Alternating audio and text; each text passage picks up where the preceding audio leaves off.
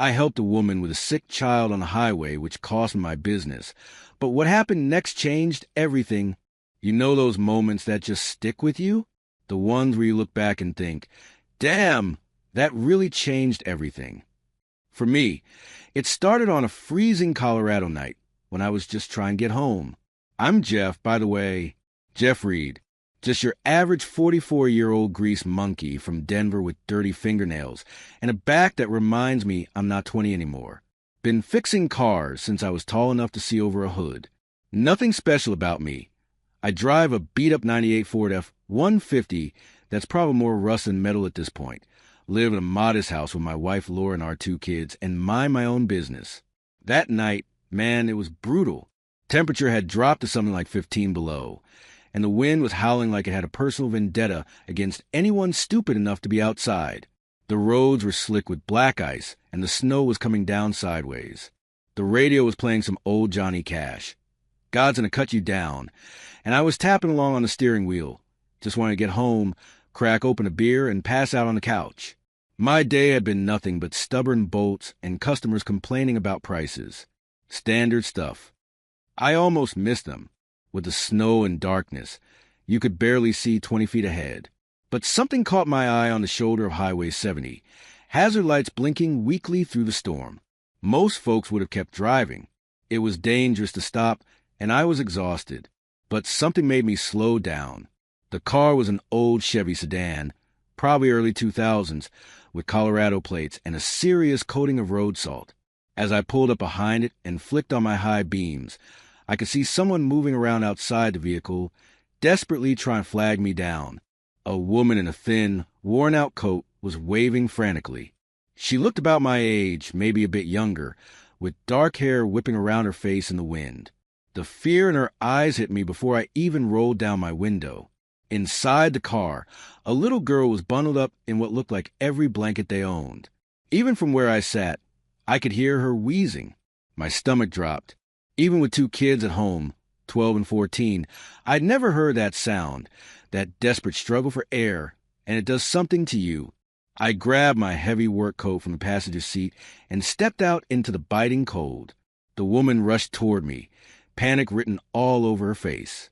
She explained in rushed breaths that their car had died completely. The heat was gone. Her daughter had severe asthma, and they'd been stranded for almost an hour. Her phone was dead, and no one else had stopped. The little girl's lips were taking on a bluish tint that sent alarm bells ringing through my head. There wasn't time to think. My shop was about 10 minutes back the way I'd come. I grabbed the tow strap from my truck bed, connected our vehicles, and told them to steer while I pulled. The woman, Clara, she'd said her name was, nodded gratefully and hurried back to her daughter. Towing in those conditions was risky business.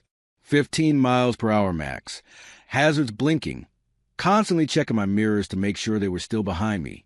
Johnny Cash had given way to a weather alert warning travelers to stay off the roads. A bit late for that advice. The 10-minute drive felt like an hour. Every time I hit a patch of ice or felt the truck slide slightly, my heart jumped into my throat. One wrong move could snap the tow strap or send us both spinning. When we finally pulled into the empty parking lot of Reid's Auto Repair, I'd never been so relieved to see my shabby little shop. The inside of the garage was cold, but nowhere near as brutal as outside. The familiar smell of motor oil, grease, and metal welcomed me as I flipped on the industrial lights. Clara carried her daughter in, still wrapped in blankets, and I cleared off my office chair for them. After cranking up the space heaters, I got to work on their car, popped the hood, checked the battery connections, tested the alternator. Classic case of a failed generator. Not something easily fixed on a roadside, but simple enough in a shop. While I worked, I kept glancing over at them. The little girl, Emma, I heard Clara call her, was still wheezing, though the warm air seemed to be helping slightly.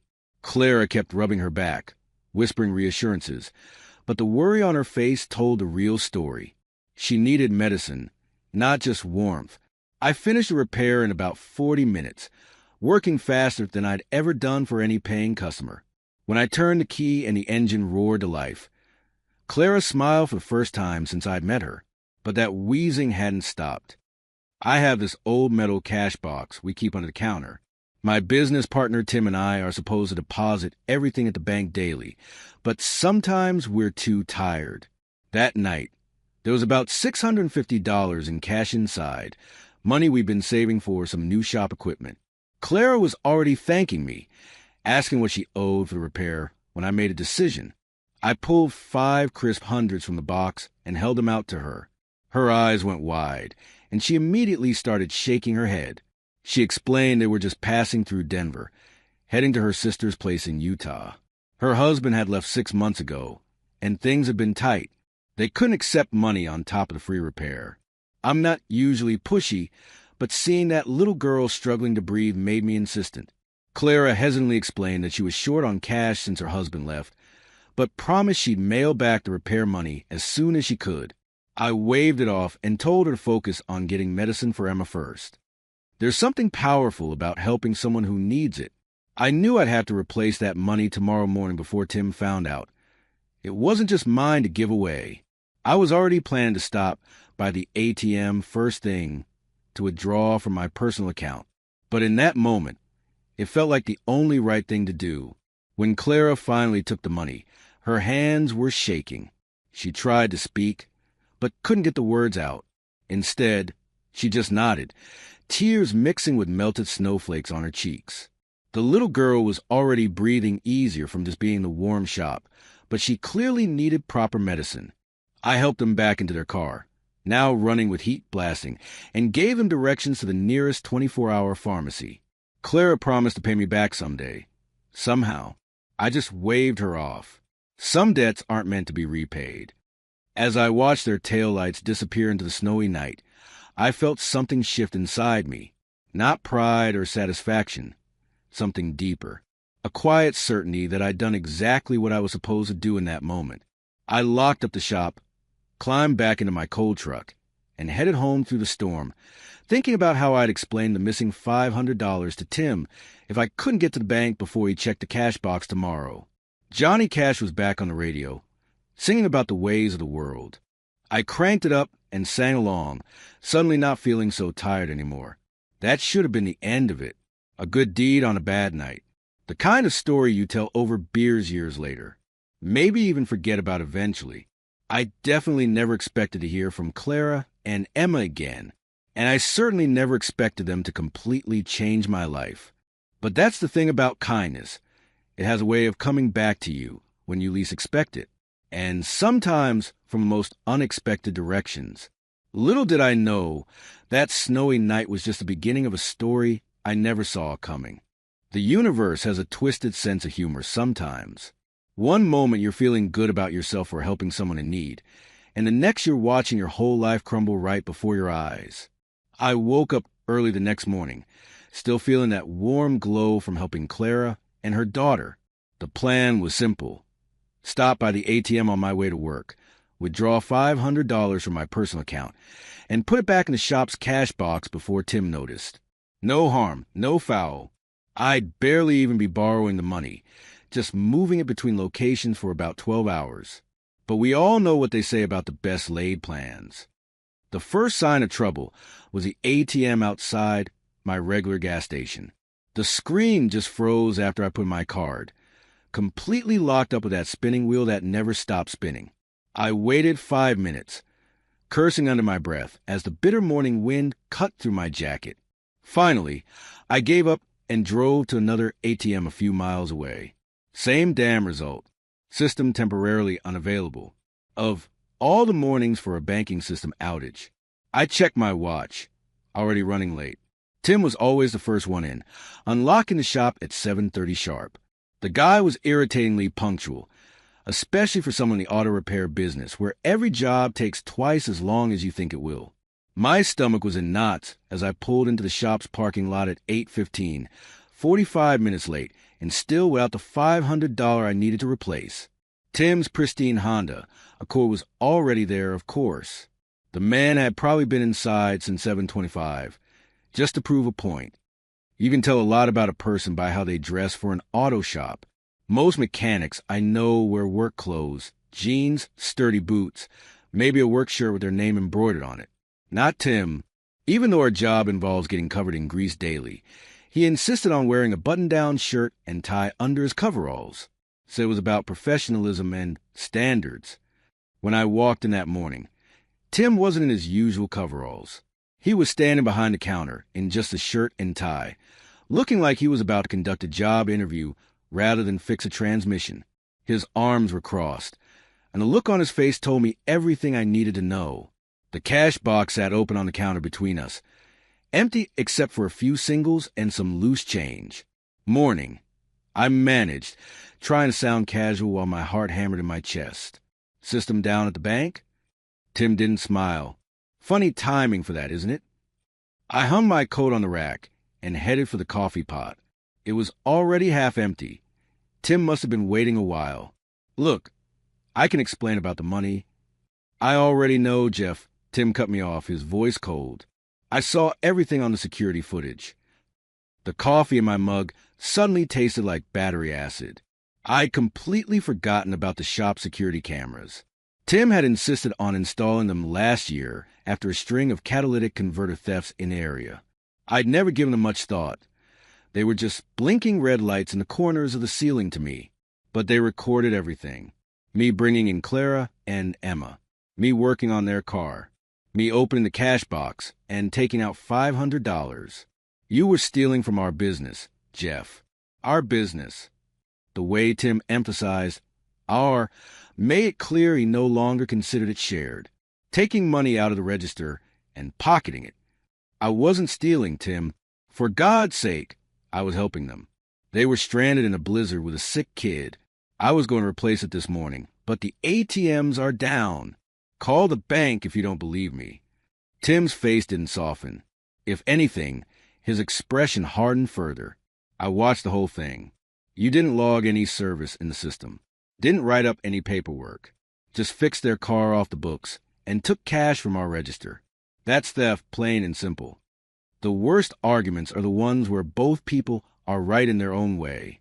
From Tim's perspective, he'd caught me red-handed misappropriating funds. From mine, I'd made a judgment call in an emergency situation and was trying to make it right. But Tim and I had been different from the start. He was all about systems, processes, profit margins. I cared more about the people whose cars we fixed, the stories behind the dents and engine troubles. We've been partners for 8 years, I said, struggling to keep my voice steady. You really think I'd steal from us? After all this time? Tim slid a piece of paper across the counter. It was a formal-looking document with a lot of legal language that basically said our partnership was dissolved. The shop is legally in my name, Jeff. Always has been. You were a working partner with a 40% stake. I'm buying you out, minus the $500 you stole. The floor seemed to shift beneath my feet. You can't do this. I already have. Clear out your tools by the end of the day. The drive home was a blur. I don't even remember stopping at traffic lights or making turns. My mind was replaying the last 8 years. All the cars we fixed together, the business we built from nothing, the customers who trusted us. All gone because I tried to help someone in need. Laura's car was in the driveway, which was unusual for this time of day. She worked as a school administrator and was typically gone until late afternoon. This day just kept getting better. She was sitting at the kitchen table, still in her pajamas, clutching her phone. When our eyes met, I knew Tim had already called her. "Is it true?" she asked, her voice barely above a whisper. "Did you steal from the shop?" Have you ever had one of those moments where you realize explaining is pointless? Where any defense you offer will sound hollow, no matter how true it is? I sat down across from Laura and told her everything. About Clara and Emma, the broken-down car, the asthma attack, the money. As I spoke, her expression shifted from anger to confusion to something like resignation. "So now you've lost your job," she said when I finished, "because you gave away money that wasn't yours to give." Put like that, it sounded so simple, so obviously wrong. "The bank called," she continued, sliding her phone across the table. "We missed the mortgage payment last week. I was going to transfer money from savings today, but..." She trailed off, but I understood. Our safety net was already stretched thin with our son's braces, and our daughter's school trip coming up. I'll find another job, I promised. There are other shops in Denver. Laura looked at me with tired eyes. The kids are already hearing things, Jeff. Tommy Jenkins at school told Ben his dad, says you were fired for stealing. Ever notice how bad news travels faster than light? Apparently. Tim had already spread the word to half of Denver. The rest of the day was a slow-motion nightmare. I drove back to the shop to collect my tools, enduring Tim's cold silence as I packed up 8 years of my life into my truck. I'd built some of those tool cabinets with my own hands. Now they'd stay behind while I left. By evening, my phone was blowing up with texts from friends and other mechanics, all asking versions of the same question. What happened? I couldn't bring myself to answer any of them. The kids came home from school quiet and avoiding eye contact. Ben, my 14-year-old, went straight to his room without saying a word. Sarah, 12 going on 20, at least asked me directly if I'd been fired. When I tried to explain, she just nodded and said, "Mom already told us." The disappointment in her voice cut deeper than Tim's accusations. That night, I sat alone in our garage, surrounded by the tools of a trade I'd practiced for over 20 years. The concrete floor was cold, but I barely noticed. My phone buzzed occasionally, probably more questions I didn't want to answer. How does your life collapse so completely in less than 24 hours? Yesterday, I was a respected mechanic with a business and a reputation. Today, I was unemployed, possibly unhireable, with a mortgage payment overdue, and a family looking at me like I was a stranger, all because I tried to do the right thing. I kept thinking about Clara and Emma, wondering if they'd made it to Utah safely, if that $500 had helped get the medicine Emma needed, if they had any idea that their chance encounter with me in a snowstorm had upended my entire existence. Part of me wanted to be angry at them, but I couldn't. They hadn't asked for my help, hadn't asked me to give them money that wasn't mine to give. As I sat there on my toolbox in the cold garage, one thought kept circling back. What now? How do you rebuild when your foundation is gone? Where do you even start? I had no answers, just a hollow feeling in my chest and the sinking certainty that tomorrow wouldn't be any better. But sometimes life's darkest moments come right before an unexpected turn in the road. I just didn't know it yet. It's funny how time works when your life falls apart. A month can feel like a year and a heartbeat all at once. The 4 weeks after losing my job at the shop felt like an eternity of closed doors and sleepless nights. But somehow February had already melted into March with nothing to show for it. The garage had become my refuge, or maybe my prison. I'd set up a folding chair surrounded by my toolboxes and spent most evenings there, away from the disappointed looks from my family. It was colder than the house, but I hardly noticed anymore. The space heater humming in the corner took the edge off, but just barely. My dad's photo watched me from the wall, his faded smile frozen in the amber of 1974. He stood proudly in front of his own garage, sleeves rolled up, a wrench in one hand, and the other resting on the fender of a Chevy Impala. Dad had been a mechanic, too. 3 generations of Reid men with grease under their fingernails. The family legacy I'd somehow managed to destroy. What would you have done, Dad? I muttered to the photograph. Not for the first time. The black and white image offered no answers, just that same confident smile that never wavered. The job search had gone nowhere. Denver has plenty of repair shops, but word travels fast in our business. Tim had made sure everyone knew his version of events, that I'd been caught stealing from the register on camera. No one wanted to hire a thief, no matter how skilled. I'd even tried the dealerships, swallowing my pride and applying for entry-level positions I was vastly overqualified for. Those went nowhere, too. Background checks and references were standard, and Tim was my only reference from the past 8 years. The mortgage company had started calling daily. We'd managed to make a partial payment from our emergency fund, but it wasn't enough. The grace period was running out. A few more weeks, and we'd be facing foreclosure notices. Upstairs, I could hear Laura moving around the kitchen, probably making dinner. She'd taken on extra hours at the school, working late to help with administrative backlog. The extra money helped, but the distance between us had grown with each passing day. Ben and Sarah weren't doing much better. My son had started spending most of his time at friend houses, coming home only to sleep and change clothes. Sarah at least still talked to me, but our conversations were strained, filled with awkward pauses and things left unsaid. I ran my fingers over the cold metal of my favorite socket wrench. It had been my father's, passed down when I first started apprenticing. The chrome was worn in places where 3 generations of hands had gripped it. Now it sat unused, a relic of a career that seemed to be over. The classified section of the newspaper lay open on my workbench, circled listings for jobs I'd already applied for and been rejected from. Warehouse work, delivery, driving, security guard, anything to bring in a paycheck. My phone buzzed with a text from Laura. Dinner in 10. Sarah has a project. Ben staying at Jason's again. I texted back a simple, okay, and pocketed the phone. Another fragmented family dinner to look forward to. I stood up, my back cracking after sitting too long on the metal folding chair, and glanced at Dad's picture again. I was just trying to help someone, I said to the empty garage. Isn't that what you always taught me to do? The tools around me, some inherited, some purchased over decades of work, seemed to mock me with their specialized purposes.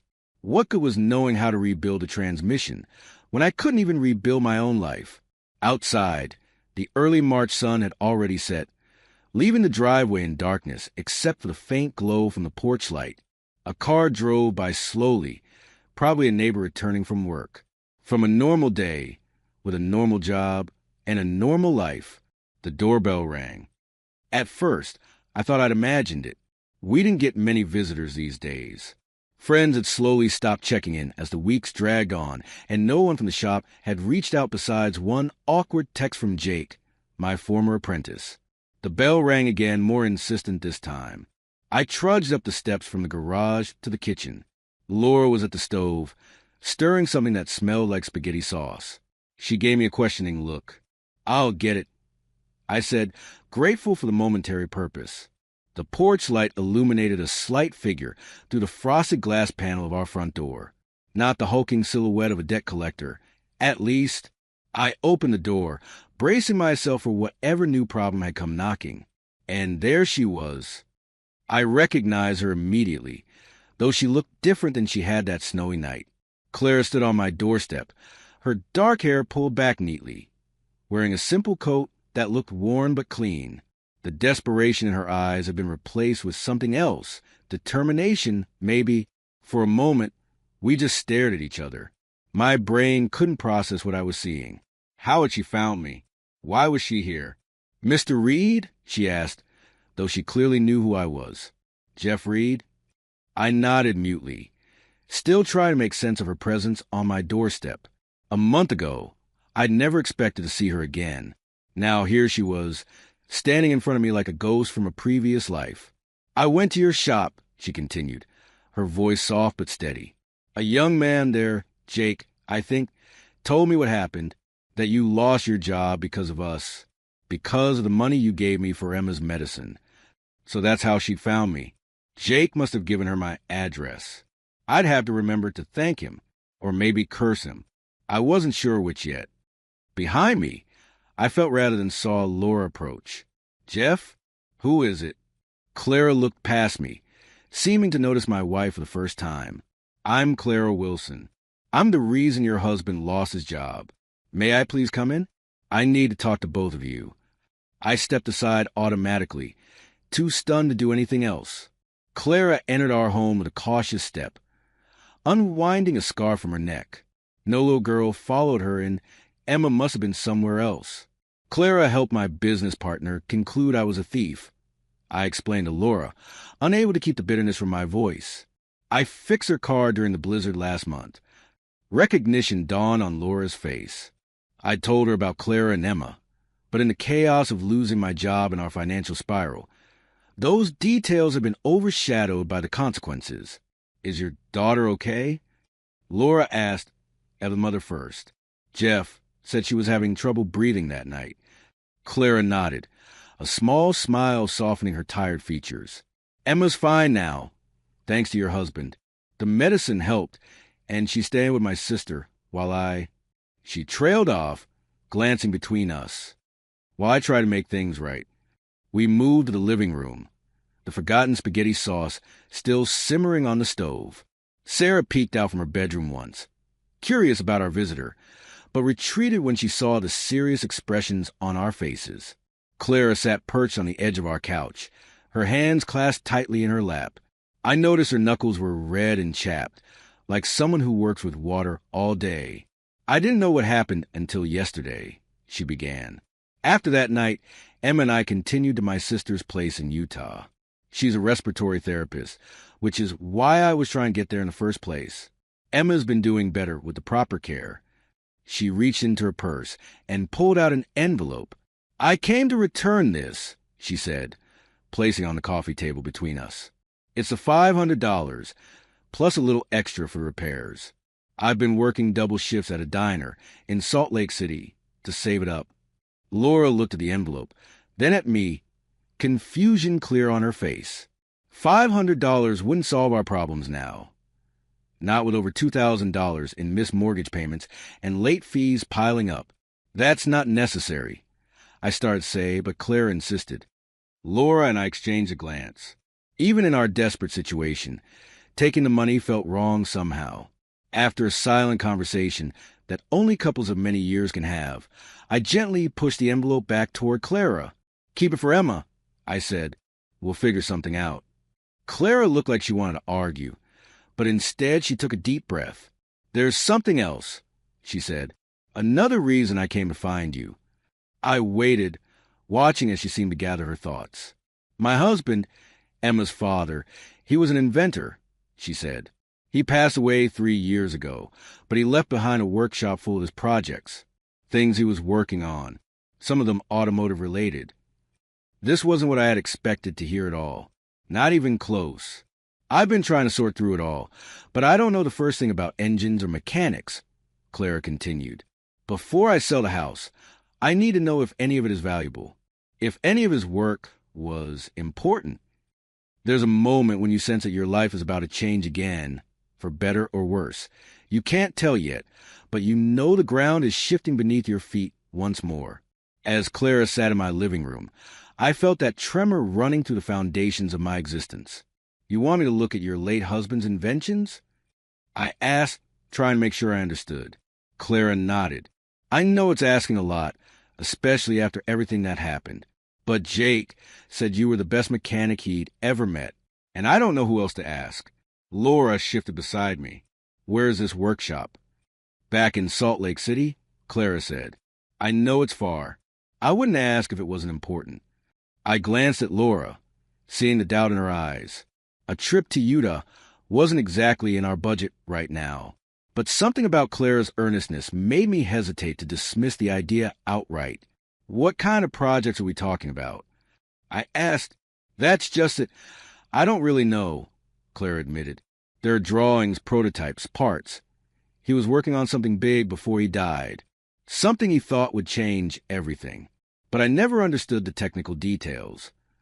As I looked at this woman sitting in my living room, this stranger who had somehow become entangled in the wreckage of my life, I felt something stirring that I hadn't experienced in weeks. Curiosity. Maybe even a spark of hope. I can't promise anything, I said slowly, but I could take a look. The relief in Clara's eyes was immediate and profound. I can pay you, she assured me quickly. Not much, but something, and you can stay at the house while you're there. The practical part of my brain was throwing up red flags. This was crazy.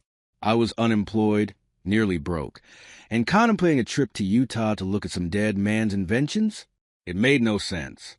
But after a month of closed doors and dead ends, even a wild chance felt better than no chance at all. Why me? I asked, genuinely puzzled. You could find a mechanic in Salt Lake. Clara's expression turned thoughtful. Because you helped us that night without expecting anything in return. That kind of person is rare, Mr. Reid. And my husband's work, it needs someone who cares about more than just money. The kitchen timer beeped insistently, reminding us of the abandoned dinner. Laura rose to check on it, her movement stiff with tension. When she returned, Her expression was unreadable. "When would you need Jeff to come?" she asked Clara directly. "As soon as possible," Clara replied. "The house goes on the market in 3 weeks." That night, after Clara had left and the kids were in bed, Laura and I sat at the kitchen table, talking in low voices. The envelope of the $500 was still on the coffee table. Clara had forgotten it despite my attempts to return it. "It's crazy," Laura said, but there was less conviction in her voice than I'd expected. "Going all the way to Utah for what might be nothing." "Probably is nothing," I agreed. "But right now, nothing is exactly what we have here." Laura sighed, running her fingers through her hair, a nervous habit she'd had since college. "What if it's some kind of scam? We don't really know this woman." It was a fair point. But something about Clara struck me as genuine. And what would the scam even be? I had nothing worth taking. "What does your gut tell you?" Laura asked finally. My gut had been in knots for a month, but for the first time in weeks, I felt something different stirring there. Something like purpose. "I think I should go," I said. "At least take a look." Laura reached across the table and took my hand. Her expression was a complex mixture of worry, resignation, and something else, a faint glimmer of the partnership we'd once had before all this, before I'd become the disappointment living in the garage. "Then go," she said softly. "We'll manage here for a few days." As I packed a small bag the next morning, I tried not to think too hard about what I was doing, about the absurdity of driving to Utah, to look at some dead inventor's workshop, about all the reasons this was probably a waste of time and the little money we had left. Instead, I focused on a feeling that had taken root in my chest, an unfamiliar lightness that felt dangerously like hope. Maybe Clara's late husband's inventions would be worthless junk.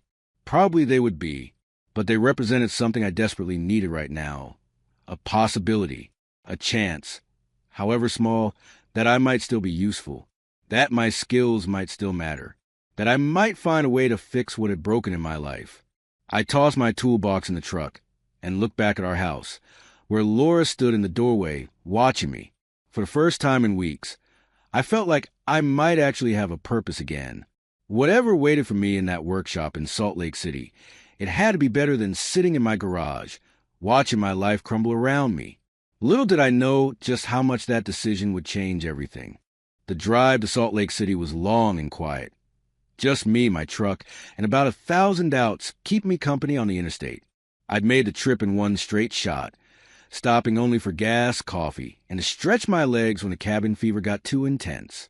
By the time I pulled onto Clara's Street, it was late afternoon the next day. The neighborhood wasn't anything fancy, just modest single-story homes with small yards and an occasional basketball hoop in the driveway. The kind of place where people worked hard just to make the mortgage, not so different from my own neighborhood back in Denver. Clara's house was toward the end of the block, a simple beige ranch style with white trim and a small porch. The yard needed some attention, with patches of brown grass poking to the melting snow, but it was neat enough. A child's bike lay on its side near the garage door, Emma's, I guessed. As I parked my truck along the curb, I wondered for the 100th time what the hell I was doing here. I'd driven across state lines on the word of a woman I barely knew, chasing some vague promise of, what exactly? A dead man's inventions? A miracle that would somehow fix my broken life? Clara must have heard my truck pull up because she opened the front door before I even made it halfway up the walkway. Emma stood slightly behind her, peeking out curiously. The little girl looked healthier than the last time I'd seen her. Cheeks rosy, no more desperate gasping for breath. "You really came," Clara said, relief evident in her voice. She'd clearly been worried I might change my mind. I shrugged, hefting my toolbox. Said I would deny. Inside, the house was modest but comfortable. The kind of home that's actually lived in, not just staged for visitors. Family photos lined the walls, including several of a lean, intense-looking man with kind eyes and a serious expression. Clara's late husband, I presumed, Emma's father. Toys were stacked in baskets along the living room wall, and textbooks on what looked like engineering subjects filled a small bookshelf. A half-finished puzzle dominated the coffee table. It was a home that had suffered loss but was still functioning, still moving forward. "Emma, this is Mr. Reid," Clara said. "He's a mechanic who helped us when our car broke down, remember?" Emma nodded shyly. "Thank you for fixing our car," she said softly, then darted back toward what I assumed was her bedroom. "She's been through a lot," Clara explained, watching her daughter go. "But she's doing better now. Kids are resilient," I said. Thinking of my own, I called Laura from the road to let her know I'd arrived safely.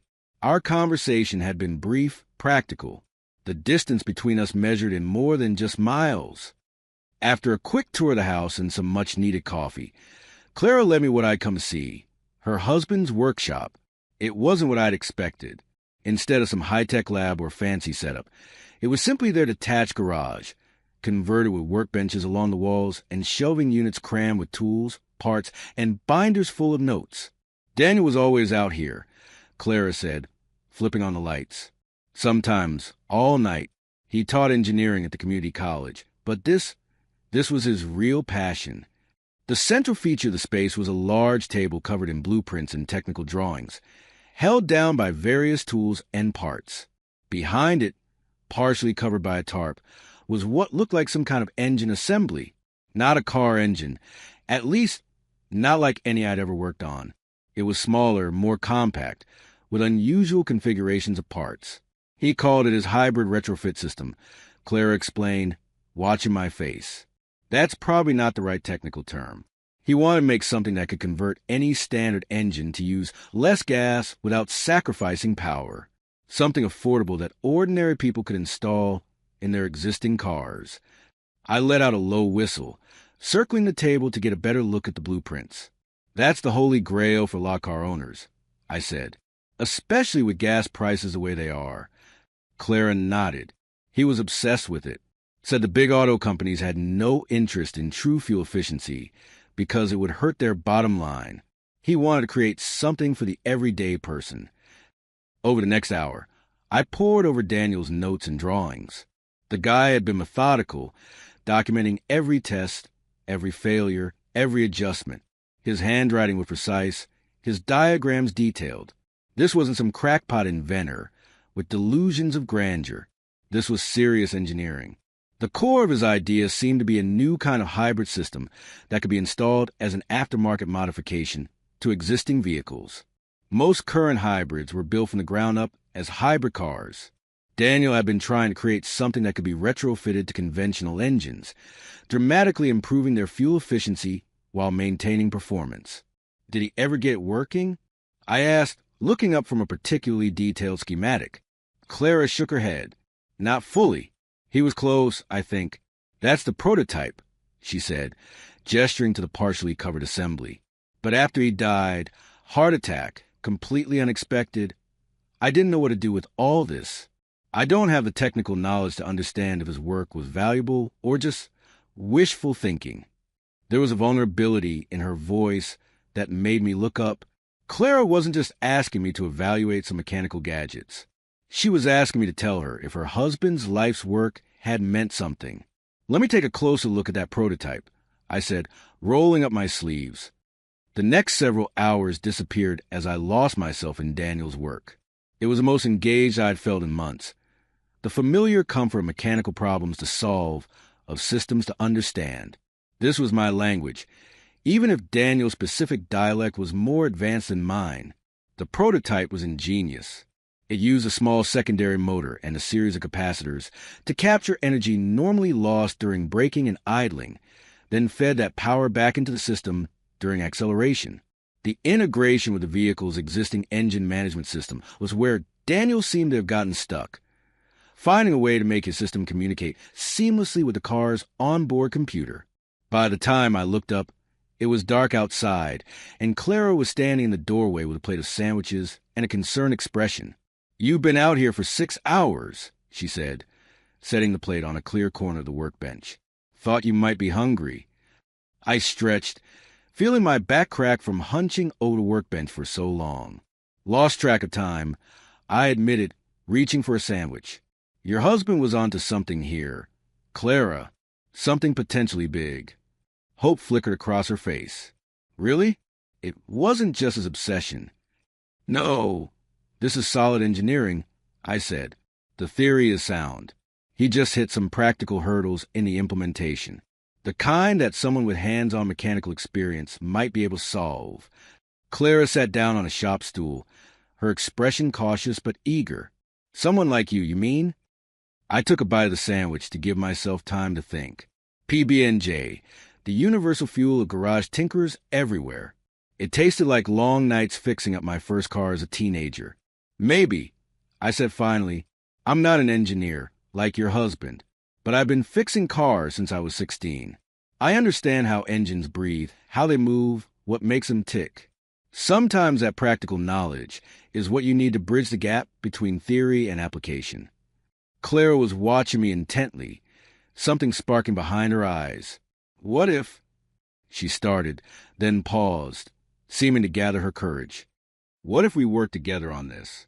You have the mechanical expertise. I have all of Daniel's research and notes. If we could get a system working, it could be valuable. I finished for her. Very valuable. I'm not talking about getting rich, Clara said quickly. I just want to honor Daniel's work. And maybe it could help both of us get back on our feet. The proposition hung in the air between us. I barely knew this woman, had met her exactly twice in my life, and yet here we were, discussing a potential partnership that could change everything. It was crazy. But then again, what did I have to lose? I'd need to take some of these specs and notes back to Denver, I said, thinking out loud. Maybe the prototype too, if you're comfortable with that. I have a workshop set up in my garage. Nothing fancy, but enough to tinker with this. Clara nodded, relief washing over her face. So you'll help? I'll try, I said, careful not to promise too much. I can't guarantee anything, but yeah, I'll give it my best shot. We spent the next hour gathering the most essential materials. Key blueprints, Daniel's notebooks, componentless, and the central module of the prototype itself. It wasn't the entire system, but it was the heart of it, the part that would need the most refinement. As I packed it all carefully into plastic storage bins to drive back, I found myself feeling something I hadn't expected. Excitement. Real, genuine excitement. The kind I used to feel when tackling a challenging repair job or solving a tricky mechanical problem. If this works, Clara said, helping me load the bins into my truck, we split everything 50-50. Any patents, any licensing deals, whatever comes of it. Daniel would have wanted his work to help people. I nodded, oddly touched by her earnestness. 50-50 sounds more than fair, considering I'm just a grease monkey here. The drive back to Denver the next day felt entirely different from the journey out. Where before my mind had been full of doubts and dead ends, now it was racing with possibilities. Ideas for modifications to Daniel's system, potential solutions to the integration problems, ways to simplify the installation process for the average mechanic. I called Laura from the road, trying to explain what I'd found without sounding like I'd lost my mind. She sounded skeptical, understandably so, but at least she was willing to give me the space to pursue this. Maybe she heard the change in my voice, the return of something that had been missing for weeks. By the time I pulled into our driveway in Denver, it was nearly midnight. The house was dark, except for the porch light Laura had left on for me. I unloaded just one of the bins, the one with the prototype module, and carried it straight to my garage workshop. Sleep could wait. I needed to see if my hunch was right. The next week passed in a blur of grease, solder, and late nights. I divided my time between job hunting during the day, still necessary, still discouraging, and working on Daniel's system at night. Ben and Sarah got used to finding me in the garage at all hours, hunched over the workbench, muttering to myself like some mad scientist. Daniel's design was elegant but over-engineered in places. Where he created complex electronic solutions, I found mechanical workarounds. Where he'd struggled with computer integration, I simplified the approach, focusing on what was essential for performance. We were a good team, in a way. The brilliant but theoretical engineer and the practical mechanic, working across time and space to solve a common problem. I kept Clara updated with daily calls, sharing my progress and asking questions about her husband's notes when I ran into something I couldn't decipher. She seemed genuinely interested, asking thoughtful questions that showed she'd absorbed more of Daniel's work than she gave herself credit for. And then, on day 9 it happened. I'd been working on a simplified version of the control module, stripping it down to its essential functions and rebuilding it to interface more seamlessly with a standard engine control unit. Around 2 a.m., I connected the last wire, checked all my connections, and hooked the system up to the small test engine I'd pulled from an old lawnmower. My hands were actually shaking as I made the final connections. This was the moment of truth. Either this would work, or I'd wasted over a week of precious time on a wild goose chase. I took a deep breath and flipped the switch. The engine sputtered, coughed, and then roared to life with a smooth, steady purr that was noticeably different from its usual rough idle. The sound was efficient, clean, powerful, unbelievable, I whispered, staring at the readout on my multimeter. The system was working exactly as Daniel had predicted in his notes, capturing energy and feeding it back into the power cycle. The fuel consumption meter I'd rigged up showed a reduction of nearly 40% at idle. I grabbed my phone and dialed Clara without thinking about the time. "Jeff?" she answered groggily. "Is everything okay?" "It works," I said, laughing like a maniac in my garage at 2 a.m. "Clara, it actually works. Your husband's system works." There was a moment of silence, and then I heard a sound that might have been a sob. "Really? You got it working?" "Just a basic proof of concept," I clarified, trying to contain my excitement. "It's hooked up to a small test engine. We've got a long way to go before it's ready for a real car. But the core technology, it's sound. It does exactly what Daniel said it would." After I hung up with Clara, I just sat there on my garage floor, staring at the humming prototype. The implications were starting to sink in. If this worked at scale, if we could adapt it to actual cars and trucks, it could change everything. Not just for Clara and me personally, though that was significant enough, but for everyone who struggled with fuel costs, for the environment, for the future of transportation. I thought about Tim and the shop I'd lost, about my family and the strain of the past months, about all the closed doors and dead ends. And suddenly, none of it seemed to matter quite as much anymore, because sitting in front of me was something that might just be the beginning of a whole new chapter. But as I sat there watching the engine run with Daniel's creation, giving it new life, one nagging question kept circling in my mind. What would happen next? Could a simple mechanic and a widowed mother actually bring something this potentially valuable to the world? Or were we just setting ourselves up for an even bigger fall? I had no idea what the morning would bring, but for the first time in months, I was genuinely excited to find out. They say the journey 1,000 miles begins with a single step. What they don't tell you is how many times you'll trip, fall, and have to pick yourself back up along the way. Standing in the gleaming exhibition hall of the Detroit Auto Show exactly 1 year after that snowy night, when I'd helped a stranded mother and daughter, I could hardly believe the path that had brought me here. The banner above our booth read Grace Reid Hybrid Systems in bold letters, with a tagline underneath. The future of efficiency is now. Our display wasn't the largest or the flashiest at the show. The major automakers still dominated with their concept cars and elaborate stages. But our modest setup had drawn the biggest crowd of industry insiders, journalists, and curious engineers. Word had spread fast after our early demonstration videos went viral 3 months ago. The prototype we'd installed in my old Ford F-150 had increased its fuel efficiency by 34% in real-world driving conditions, without sacrificing power or requiring expensive batteries. The system could be installed in almost any vehicle for a fraction of the cost of buying a new hybrid or electric car. Clara stood next to me at the podium, professional in a simple navy suit, but with the same determined look in her eyes I'd first noticed on my doorstep a year ago. Emma was back in Salt Lake with Clara's sister, watching the live stream of our presentation.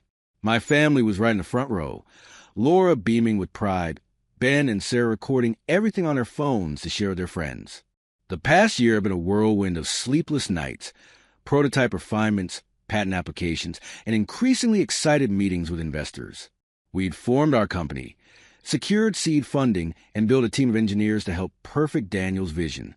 Clara had moved to Denver with Emma, so we could work together more closely, renting a small apartment near our newly leased workshop space. What had started as an unlikely partnership between a desperate mechanic and a determined widow had grown into something neither of us could have imagined. And today was the culmination of it all, our official launch to the automotive world. The industry representative introducing us was running through our backgrounds, but I barely heard his words. I was too busy thinking about how close I'd come to missing this opportunity altogether, how easily I could have driven past that stranded car in a blizzard, or refused Clara's request to look at her husband's workshop. And now, I'm pleased to introduce Jeff Reid and Clara Grace, the co-founders of what might just be the most significant aftermarket innovation of the decade. The presenter concluded, gesturing for us to take the stage. The spotlight fell hot and strange. I wasn't used to this kind of attention. Give me a garage and an engine any day over a stage and a microphone.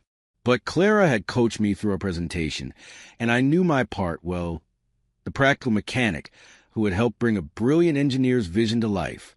For the next 20 minutes, we presented our system to the assembled crowd. I handled the technical explanation of how it worked, while Clara spoke about the market potential and our vision for affordable efficiency improvements for existing vehicles. When we unveiled the cutaway demonstration model, showing the system in action, a collective murmur ran through the crowd. You can't fake results in the automotive world, and our results spoke for themselves. As the presentation ended and the applause washed over us, I caught sight of a familiar face at the back of the crowd. Tim Barrett, watching with an unreadable expression. Our eyes met briefly before he turned and disappeared into the throng of attendees. The rest of the day was a blur of handshakes, business cards, and increasingly generous offers. Major auto parts manufacturers wanted distribution rights. Car companies wanted to discuss factory installations. Environmental groups praised our potential impact on emissions reduction. By evening, when we finally retreated to our hotel suite for a private celebration with our families and core team, we had 7 different acquisition offers on the table, the highest at $50 million, with generous ongoing royalties and leadership positions for both Clara and me. Laura popped the champagne bottle, filling glasses for everyone, sparkling cider for the kids, and those who didn't drink. To second chances, she toasted, her eyes meeting mine with the warmth that had been rekindled over the past year. Our marriage had weathered the storm and come out stronger for it. And to Daniel, Clara added softly, raising her glass, whose vision made all of this possible. I pulled out the worn photo of my father that I kept in my pocket all day. He would have loved to see this. His son carrying on the family tradition of fixing things, just on a much bigger scale than any of us could have imagined. 3 months later, the deal was finalized. We had gone with the offer that best preserved Daniel's vision, ensuring the technology would be affordable and widely available. The final figure was $53 million, split equally between Clara and me, as we'd agreed that first night in her husband's workshop. The money mattered, of course. It meant security for our families, college fund for our kids, freedom from the financial pressures that had nearly broken us. But what mattered more was the validation, that helping someone on a snowy night had ultimately led to something that would help millions more. I used my share to buy a large property on the outskirts of Denver, a sprawling ranch house with enough land for the kids to roam, and a massive workshop space where I could continue tinkering.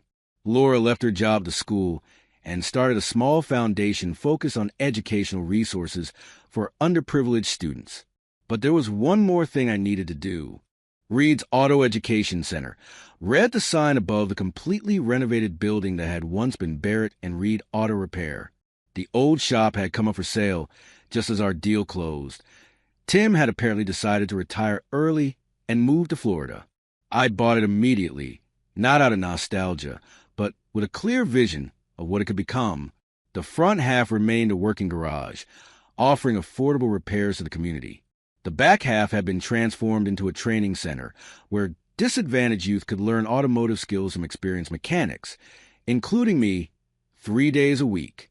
Jake, my former apprentice, had eagerly signed on as a head instructor.